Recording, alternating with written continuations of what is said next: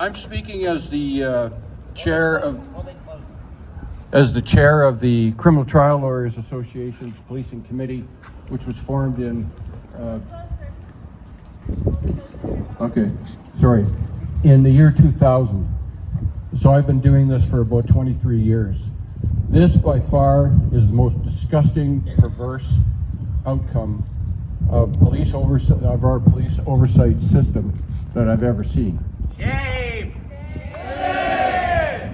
So this fracture between ASIRT and the Crown is a chronic problem, as Heather mentioned, and it has to be fixed.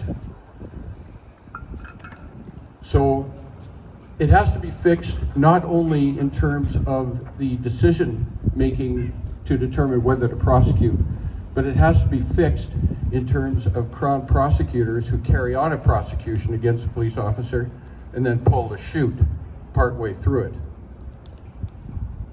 So I want to say too that this is not just a problem with the accountability of police. This isn't a problem with the accountability of law enforcement officers. And what I'm referring to here is especially jail guards. Jail guards beat the crap out of people regularly in jail with impunity. The police investigate it. In the Edmonton area, all the jails we have in the Edmonton area, those are investigated by the Edmonton Police Service, and I will say this, that in most cases, their investigations are flat out corrupt. Then it goes to the Crown Prosecution Service to determine whether to charge. When have you ever heard of a jail guard in the Edmonton area being charged criminally? Doesn't happen.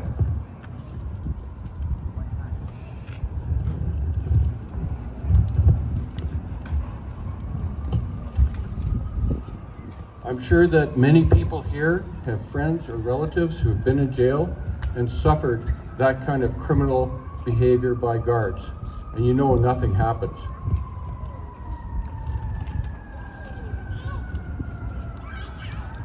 So we have been advocating for many years with Alberta Justice for reform, with the Minister of Justice, with the Deputy Minister of Justice, with the Deputy Minister in charge of prosecutions, and we're getting nowhere. I've been doing that for 8 years, and you never get any meaningful response.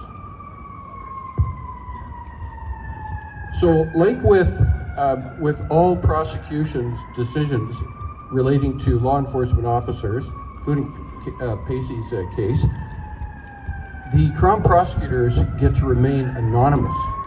Who are these people? What's their experience? What is their integrity? You don't know because they won't give the name. And transparency is a key component of civilian oversight of the police. I want to recommend, I saw a sign over here about the documentary, No Visible Trauma. If you want to learn about how bad the problem is, how corrupt the problem is in relation to the Crown Prosecution Service, you must watch that. I understand it's available online now. It's an amazing documentary. Now, we should expect that citizens who come into contact with any law enforcement officer should be treated within the law and with respect. So what happens when the police or law enforcement don't do that? When they use criminal violence and disrespect? How can we expect our citizens and their families and supporters who come into contact with that kind of a law enforcement officer, how can we expect them to respect the law? You can't. It encourages the opposite, disrespect for the law, hatred for law enforcement personnel. And it should be the opposite. There are many jail guards and many police officers who treat people with respect, and they are respected, but it's the bad apples who are creating the problem, the disrespect.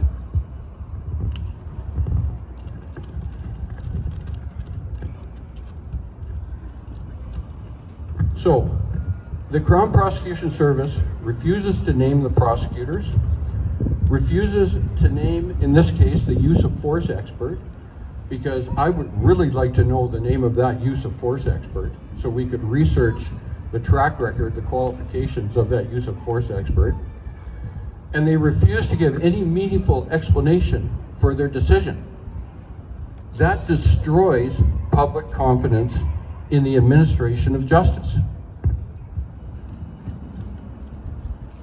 Look at what happens in the USA. Look at what happens. You see violent uses of force. It's in the media, it's on social media, and what happens? The police services release the video right away. District attorneys release the videos. District attorneys have media conferences and explain their decision making, and they take questions from the media. Why can't we have that here in Canada? Why can't we have it here in Alberta?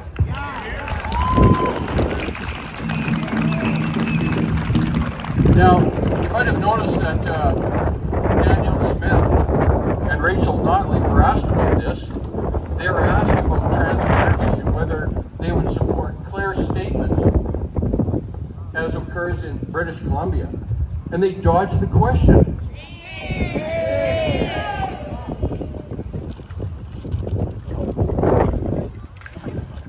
That's a minimum we need, is transparency, that clear statement explaining how they reached their decision. So somebody asked me here, well, what can we do about this? Well, I'll tell you what you can do about it. We're in an election. Go to all candidates' meetings and demand clear answers to what we need to happen. Our questions, our criticisms, demand them. Don't let them, I know that Daniel Smith says I'll only take one question on a topic. Is she going to pull that with citizens who come to any of her campaign events? If she has any. But anyway, so you can press them at every opportunity. When you get a politician who shows up at your door, wants to talk to you, talk about this. Make it an issue in this election. They're trying to dodge the issue.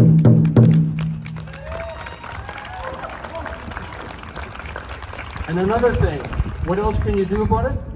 When you witness or you're the victim of this kind of behavior, you have to make a complaint. I know that people are afraid to make complaints. I've acted for many, many years making complaints on behalf of people, and they say, well, I'm afraid that the cops are going to retaliate. Well, they don't retaliate, because it's like the schoolyard bully. If you resist, they go pick on somebody else. So make the complaint. It'll be known that you will complain. They'll leave you alone. Not every time. I know there are exceptions, but that's usually what happens. And another thing, if you don't make a complaint, you can be sure one thing, that nothing will happen. Thanks very much for attending today.